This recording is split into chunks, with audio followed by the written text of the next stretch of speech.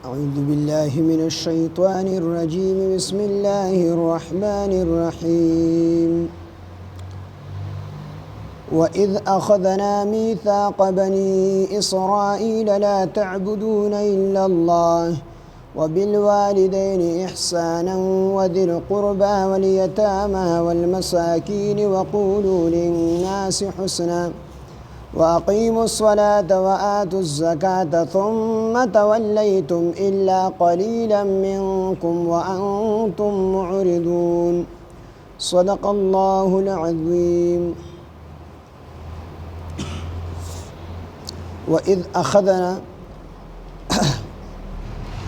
وإذ أخذنا أو یاد که هغه وخت چې مونږ واغستله میثاقه کلکه واده پخه وادو بني اسرائیل د بني اسرائیلونه فی التورات په تورات کې د الله پاک جل جلاله د بني اسرائیلونه یعنی د دې موجوده بني اسرائیل چې کوم د نبی علیه السلام په دور کې چې کوم یهودو نو د دې د پلارانو نیکونو نه الله پاک جل جلاله په تورات کې وعده اغسته و وعده په دې باندې و چې تاسو به صرف او صرف د الله عبادت کوئ او د خپل والدینو سره به خپل سلوک کوئ ښه سلوک ور سره کوئ او د خپل رشتہ دارانو سره به خپل سلوک کوئ او د یتیمانانو سره هم سلوک کوئ او د مسکینانو سره هم سلوک کوئ وقولوا للناس حسنا او تاسو به وای خلکو ته حسنا خپل خبره نو د حسنا نه مراد دادی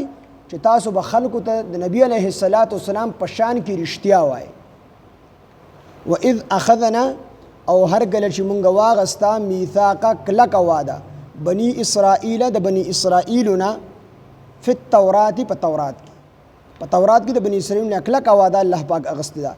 لا تعبدون الا الله چې تاسو به عبادت نه کوئ صرف د الله د بل چا عبادت په نه کوئ عبادت په صرف د الله پاک کوئ. نو دا وعده یوازې د بني اسرائیلونه نه وه بلکې مونږ او ستاسو نه هم الله پاک جل جلاله دا وعده اغستې ده. الله پاک فرمایي وما ارسلنا من رسول الا نوحي الیه لا اله الا انا فاعبدون. الله پاک فرمایي چې هر پیغمبر ته مونږ دغه حکم کړی دی دا حکم وکړی تاسو خلکو ته اعلان وکړئ د خپل امتیانو ته چې قابل د عبادت هغه صرف او صرف یو الله پاک دی او بس دک الله عبادت وکړي. نو دا زموږ د ټولو نه دا وعده غستلې ده چې د عبادت لایق دا صرف او صرف د الله رب العزت ذات دی بل څوک د عبادت لایق دا نشته دی صرف الله د عبادت لایق دی. یعنی عبادت په صرف د الله د پاره کېږي د بل چا د پاره به عبادت دا نه کېږي. نو یو وعده د الله پاک دا غستې وه وبالوالدین احسانا او تاسو به د خپل والدینو سره احسانا خپل سلوک کوئ ښه سلوک په کوئ ښه معامله به د خپل والدینو سره کوئ. نو دو په حقوق الله کې الله پاک جل جلاله رومبي خپل حق ذکر کو او د خپل حق سره سره د والدینو حق ذکر کو. یعنی حقوق العباد دو قسم حقوق دي یو د الله حق دی او یو د بندگانو حق دی. نو څه د الله حقونه دي او څه د بندگانو حقونه دي. نو د الله په عبادت کې د الله په حقوق کې الله پاک جل جلاله خپل وحدانیت ذکر کو چې صرف زما عبادت پکوي د بل چا عبادت دا به نه کوي. او په حقوق العباد کې د بندگانو چې کوم حقونه دي په هغې کې د ټولو نه لومبې د مور پلار حق ذکر کو. یعنی الله پاک د خپل حق سره سره د مور پلار حق ذکر کو چې د دې حق دا چې کوم دی مقدم دی. دوی سره به ښکلې سلوک کوئ ښکلې معامله به ورسره کوئ ښکلې خبرې به ورسره کوئ په ادب خبرې به ورسره کوئ په مور او پلار سره به بلئ په نوم سره به نه بلئ نوم به خپل پلار او مور ته نه اخلئ. نو د مور او پلار حق دا ډیر زیات چې کوم دی اوچت حق دی او الله پاک جل جلاله به دې حق باره کې تپوس کوي ځکه چې په الله پاک د خپل حق سره سره د والدینو حق ذکر کو نو یقینا چې دا حق دا ډیر اوچت حق دی. عبد الله بن مسعود رضی الله عنه رسول الله صلی الله علیه وسلم نه تپوس چې په عملونو کې د ټولو نه بهترین عمل کوم یو دی. رسول الله صلی الله علیه وسلم ته فرمایل چې مونږ په خپل وخت باندې ادا کول ورته وی د دینه پس د خپل مور پلار سره ښه سلوک کول وی د دینه پس جهاد. ایو صحیح حدیث کې راغلی دی چې چا تپوس وکړو د نبی علیه السلام نه چې ښه سلوک ته چا سره وکړو نو نبی علیه السلام ته فرمایل د مور سره ورته وی بیا د چا سره کو د دینه پس بیا د مور سره ورته وی بیا دریم دغه کې چې کوم دی نمبر کې د چا سره خسلوک نو نبی علیه السلام ته بیا فرمایل د مور سره ورته وی د دینه پس وی د دینه پس ته پلار سره ځکه مور دا چې کوم د مور حق مقدم دی په پلار باندې ځکه مور تکلیفونه هم ډېر تیر کړي لکه د حمل تکلیف د مور چې کوم دی برداشت کړي وي دغه رنګ بیا د بچی د پیدایش چې کوم تکلیف وي دا مور برداشت کړي وي دو تکلیف شو دریم تکلیف ته پيو دام چې کوم دی مور برداشت کړي وي نو د دې وجې نه د مور حق مقدم دی د مور سره به کو یو سړی داسې وي چې هغه د دواړو چې کوم دی څه څیز نشي راوړلی مثال په طور ماڼه چې کوم دی خپلې مور له راوړي خپل خوراک خپل مور لرونکو کو دواړو نشي راوړي په کار خدا چې مور او پلار دواړو خپل خوراک راوړي ځکه دا بوډاګانی دا بیا په خوراک باندې پي نو کو دواړو له سګنی شي راوړي نو مور لا د مور حق مقدم دی په کار چې مور له خامخا راوړي خو د دې دا مطلب نه دی ګوري چې د پلار حق ته مور نه کم دی کم نه دی په عزت کې به د پلار یعنی په عزت کې به د پلار عزت ته مور نه زیات کې ځکه د پلار تعلق د بار معاشري سره بار خلکو ته بیا سپک ښکاري چې بچی ورته چې کوم دی سپک ګوري نو په بعضې خلک وي د پلار مثال دا د ګاونډي دی نو د ګاونډي نه دی پلار هم ډېرې سختې تېرې کړي مور یې دلته کور کې تکلیف تېري خو پلار یې په سرو غرمو باندې بار اړم وي او د دې خپل بچي دپاره چې کوم دی مزدوري کوي دیاړي کوي د بچي دپاره راوړي نو د دې حق چې کوم د پلار حق په عزت کې دا مقدم دی دا ډومبې دی ځکه پلار د بار معاشرې سره تعلق ساتي نو د دې عزت په د مور په نسبت باندې زیات کوي خو مور چې کوم دی د زنانه کېدو په وجه باندې چې زنانه دا مزدوري هم نشي کولی نو دا د مدد ډېر زیاته محتاجي نو د دې وجې نبي علیه السلام وفرمایل چې درې وارې نبي علیه السلام وفرمایل چې ښه سلوک ته مور سره کوئ په څلورم وارې وفرمایل چې د پلار سره کوئ دا مطلب نه چې د پلار یو سړی بې عزتي کوي یا د پلار حق کم دی په عزت کې د پلار حق مقدم دی خو دا مور کمزوري وي زنانه عام طور کمزوري وي او دویمه خبره دا چې د هغې د مزدوري هم مخه نه وي نو هغه د مدد ډېره زیاته محتاجي نو د دې وجې نه د مور او پلار د دواړو سره ښه سلوک کول خو نبي علیه السلام چې د حدیث کې فرمایلي دي مور د مدد ډېره زیاته محتاجي او د مور په پلار په خدمت چې الله پاک څه ورکوي یو موسی علیه السلام یو پیره د الله پاک نه تپوس وکړو الله پاک زما په جنت کې څوک ملګري وي الله پاک ورته وفرمیل پلان کې کسابي وستا ملګري موسی علیه السلام اریان شو چې په کار دی ماته یو حاجي صاحب یاد کړی وي ماته یو عالم یاد کړی وي ماته یو بزرګ یاد کړی وي نو ماته الله پاک وفرمایل چې پلان کې کسابي وستا ملګري موسی علیه السلام هو پیغمبر هغه پوه شو چې دا سړی څه یو خاص عمل کوي د هغې خاص عمل د وجې نه به دې زما سره په جنت کې ملګري نو دی لاړو الله پاک ورته د کسابي هغه چې کوم تخت و کوم دوکان و هغه یې ورته وښو او هغه نوم یې ورته وښو دی لاړو کسابي سره ولاړ دی هغه خپله ټوله غوښه ختمه کړله اخره کې لږه غوندې غوښه پاتې شوله نو هغه لږه غوښه چې کوم دی راواغسته څادر کې وتړله را روان شو موسی علیه السلام ورته ویل ستا سره روټۍ لزم ما د خپل ځان سره میلمه که هغه ورته یې راځه کړه ځان سره یې بولي د کور ته دی یو طرف ته کېنولي د حضرت موسی علیه السلام خو دا کسابي دا نه پېژني چې دا حضرت موسی علیه السلام دی ده دا غوښه ړومبی راواغستله په اور په کټوۍ کې واچوله په اور باندې دا چې کوم دی دې کې ښکلې شوروا جوړه کړله بیا په زنګو کې یو بني ادم پروت و دی هغه شوروا چې کوم دی رالي او هغه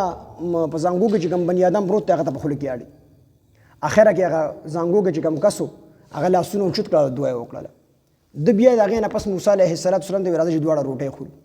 موسی علیه السلام ورته چې الله هغې به روټۍ خورم چې تر څو دی راته دا راز نه ښودلی چې په دې زنګو کې دي څوک و دا تا څه وکړل هغه ورته دا زما بوډۍ مور ده او زه چې د کار نه راشم د دوکان نه راشم زما ړومبې کار دا وي چې زه د خپلې مور پاکه کړم صفای کړم او د هغې نه پس د خپله مور مړه کړم په دې شوروا باندې د هغې نه بس په خپله ډوډۍ خورم په خپلو بچو ډوډۍ خورم نو موسی علیه السلام ورته دی خو څه دوا وکړله لاسونه یې اوچت کړل نو هغه کسابي ورته وایي اوس یې زه په دعا نه پوهېږم خو دا چې کله روغه وه او خبرې کولې شولې نو دی ما ته دا دعا کوله چې دا د الله د موسی پیغمبر سره په جنت کې یو ځای وي چېرته زه چېرته موسی هغه ورته زه موسی پیغمبر یم علیه السلام او د الله نه مې تپوس کړی چې په جنت کې زما څوک ملګري الله راته ته ښودلی چې ته به زما په جنت کې ملګري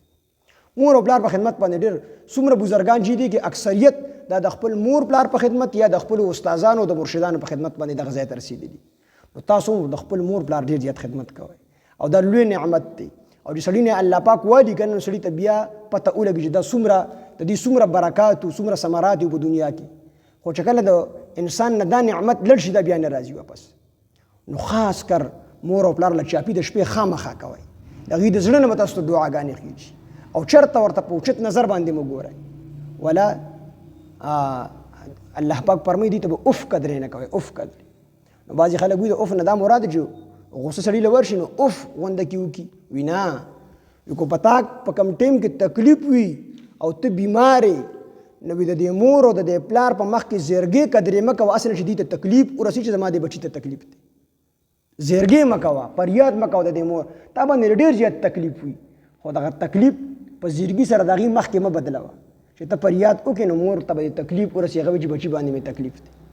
نو د مور او پلار ډېر عزت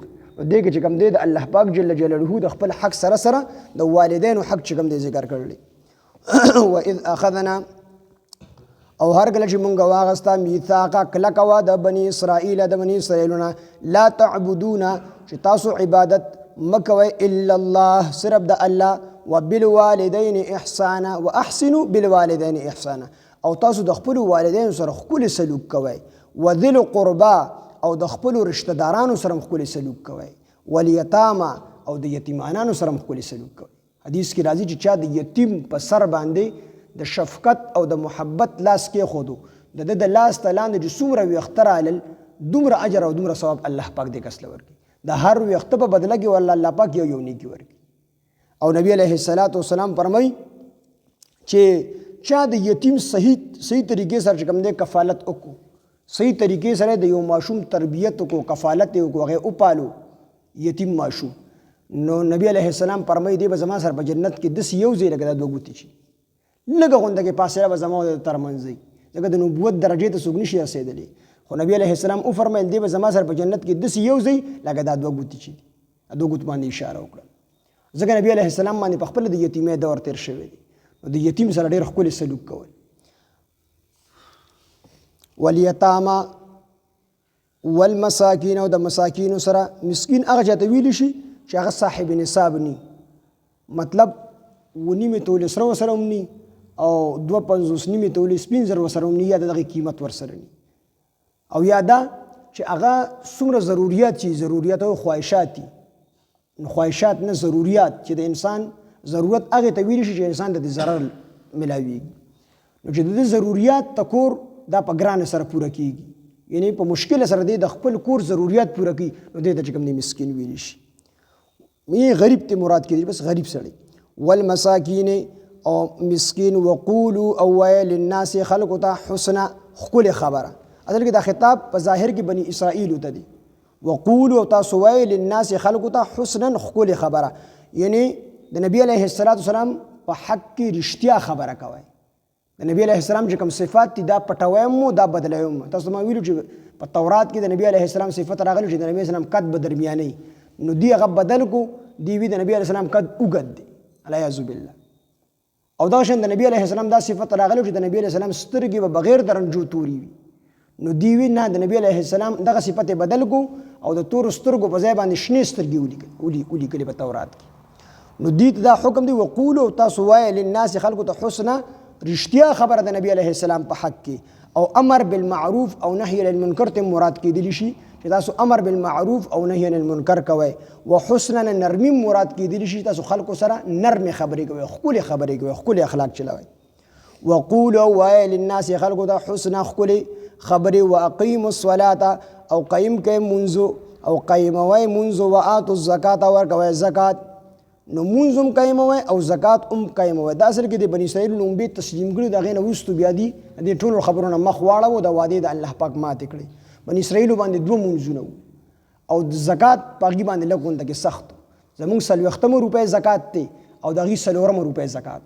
یعنې په 4 کې به 1 روپۍ ورکوله او مونږ په 40 کې 1 روپۍ ورکو، نو زکات په هغې باندې لږ سخت. واقیموا الصلاة او قیموئ منځونه. وآتوا الزکاة ورکوئ زکات. ثم تولیتم بیا تاسو مخ واړو الا قلیلا منکم مگر لږ ستاسو نه. دي چې دا څومره وعدې ورسره الله پاک کړې وي، نو ثم تولیتم بیا دي د دې نه مخ واړو، دا ټولې وعدې ماتې کړې. الا قلیلا منکم مگر لږ ستاسو نه، یعنې لږو کسانو، یعنې عبدالله بن سلام رضی الله عنه غوندې چې هغه وروستو ایمان راوړو، اسلام یې چې کوم دی قبول کو، نو دغه لږ غوندې کسانو چې هغه په دې وعدو باندې قایم پاتې شو ځکه مسلمان خو خامخا دا وعدې پوره کړي نو یهود چې کوم هغوی دا ټولې وعدې ماتې کړلې الا قلیلا منکم صرف لږ الا مگر قلیلا لږ منکم ستاسو نه لږ کسان داسې چې دا وعده یې پوره کړه لکه عبدالله بن سلام رضی الله عنه چې هغه یهودي و د یهودیانو عالم او وروسته بیا اسلام قبول کو اسلام ته راغی وانتم معرضون او تاسو معرضون اعراض کوونکې واذ اخذنا او هر کله چې واغسته مونږ میثاق کلک وعده بني اسرائیل د بني اسرائیلونه لا تعبدون چې تاسو عبادت مکوئ الا الله صرف د الله یعنی صرف د الله عبادت کوئ وبالوالدین احسانا واحسنوا بالوالدین احسانا وبالوالدین احسانا او د والدین سره ښکلي سلوک کوئ وذل قربا او د رشتہ دارانو سره والیتام او د یتیمانانو سره والمساکین او د مسکینانو سره یعنی د والدینو سره ښکلي سلوک کوئ وذل قربا او د رشتہ دارانو سره ښکلي سلوک کوئ والیتام او د یتیمانانو سره ښکلي سلوک کوئ والمساکین او د مسکینانو سره ښکلي سلوک کوئ وقولوا للناس او تاسو وایئ خلکو ته حسنا ښکلې خبره واقیموا الصلاة او قیموئ منځونه وآتوا الزکاة ورکوئ زکات ثم تولیتم بیا تاسو مخ واړو دا ټولې خبرې لومبي دي تسلیم کړي د هغې نه وروسته دي بیا مخ واړو ثم تولیتم بیا تاسو مخ واړو الا قلیلا منکم مگر لږ ستاسو نه یعنی صرف لږو کسانو ستاسو نه دا وعده پوره کړه چې دغه عبدالله بن سلام رضی الله عنه داسې نور لږ نور کسانو چې هغوی مسلمانان شو او په دې وعدو باندې ټینګ پاتې شو نور ټول د خپلې خبرې نه واپس وتښتېدو وانتم معرضون او تاسو اعراض کوونکي یعنی د ټولو خبرو نه مخ اړوونکي الحمد لله رب العالمين والعاقبة للمتقين والصلاة والسلام على سيد الأنبياء والمرسلين وعلى آله وأصحابه أجمعين إله العالمين زمون راضي خدای زمون لوی واړه ټول ګناهونه معاف کړي الہ العالمین څومره غلطي کوتاهي زمونږ نه راغلي الله موږ ته معاف کړي الہ العالمین موږ له صحیح د قرآن د تفسیر او د ترجمې کولو توفیق او طاقت راکړي الله موږ ټول په دې قرآن باندې د عمل کولو توفیق او طاقت راکړي الله موږ ټول ګناهګاران یو الله موږ ټول خطاکاران یو موږ ټول سیاکاران یو الہ العالمین ګناهګار لاسونه مستاپاک او لوی درته نیولي دي الله ته ډېر عزت والا ذات حیاناک ذات الله ته فرمایي ما له حیا راځي چې څوک لاسونه ما ته اوچت کړي او د هغې هغه لاسونه زه تش واپس کوم الہ العالمین زموږ ټول ګناهونو باندې د عفو قلم راکاږه الله زموږ ټول ګناهونه معاف کا الہ العالمین موږ په دنیا کې د هر هغې کارونو نه وساته چې ته ستا حبیب صلی الله علیه وسلم پې خفه کېږي الله دنیا کې موږ هر هغه کارونه واخله چې ته ستا حبیب صلی الله علیه وسلم پې خوشحالیږي الہ العالمین زموږ د ټولو نه راضي شه الله چې کله رانه راضي شي بیا رانه خفه مشه الہ العالمین چې کله مرګ موږ له راولېږي ته زموږ نه راضي الله خاتمې زموږ د ټولو بالخیر او بالایمان کا په وخت ځین قدر مو د زړه په صدق سره په ژبه دا کلمه چالو که لا اله الا الله محمد رسول الله